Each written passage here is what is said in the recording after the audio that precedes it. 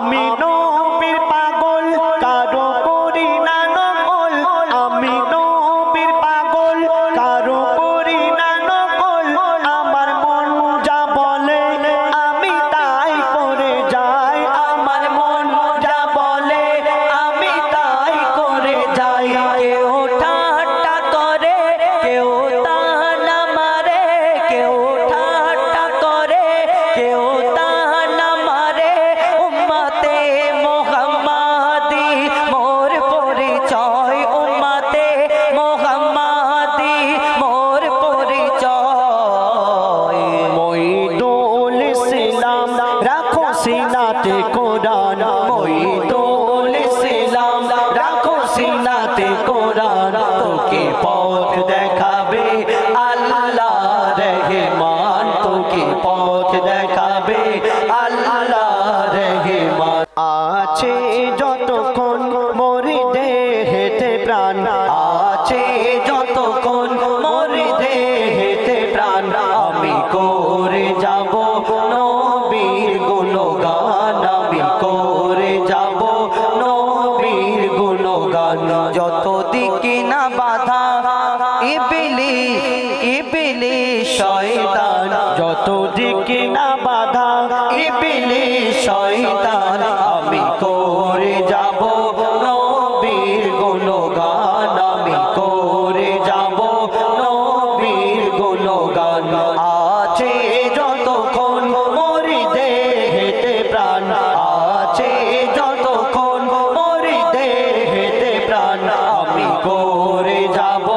নবীর গুণগান আমি করে যাব নবীর গুণগান কেউ করবে সুনাম কেউ করে বদনাম আমি জপে যাব আমার নবীর নাম আমি জপে যাব আমার নবীর নাম খোদা রেখো খেয়াল আমি নই গো বেলাল খোদা রেখো খেয়াল আমি নই গো বেলাল বেলাল সুরে আমি দেব আজান বেলাল সুরে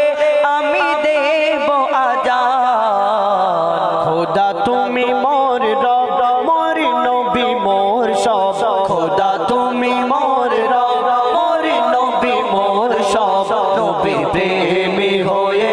দিয়ে দেব মোর জান নবী প্রেমী হয়ে দিয়ে দেব মোর জান যত দিকে না বাধা ইবলিস শয়তান যত দিকে না বাধা ইবলিস শয়তান আমি করে যাব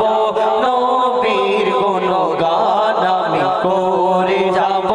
নবীর গুণগান সিরাতুল মুস্তাকিমের রাস্তা ধরে যখন উঠব আমি কাল মাহশারে যখন উঠব আমি কাল মাহশারে নেকি বদি যখন করিবে ওজন নেকি বদি যখন করিবে ওজন নিয়ে যাবে যখন পুলসিরাতের ধারে নিয়ে যাবে যখন পুলসিরাতের ধারে শেষে নবীর উম্মত পেয়ে যাবে জান্নাত শেষে নবীর উম্মত পেয়ে যাবে জান্নাত যদি করে সুপারিশ মোর নবী দো জাহান যদি করে সুপারিশ মোর নবী দো জাহান যত দিকে না বাধা ইবলিস শয়তান যত দিকে না বাধা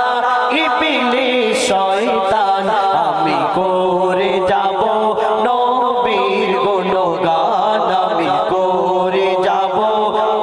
নবীর গুণগান শেষ কথায় কবির মনের ফরিয়াদ কবি ছন্দের মাধ্যমে আরো কি লিখছে দেখো আমি নবীর পাগল কারণ আমি নবীর পাগল কারো করি না নকল আমি নবীর পাগল কারো করি না নকল আমার মন যা বলে আমি তাই করে যাই আমার মন যা বলে আমি তাই করে যাই কেউ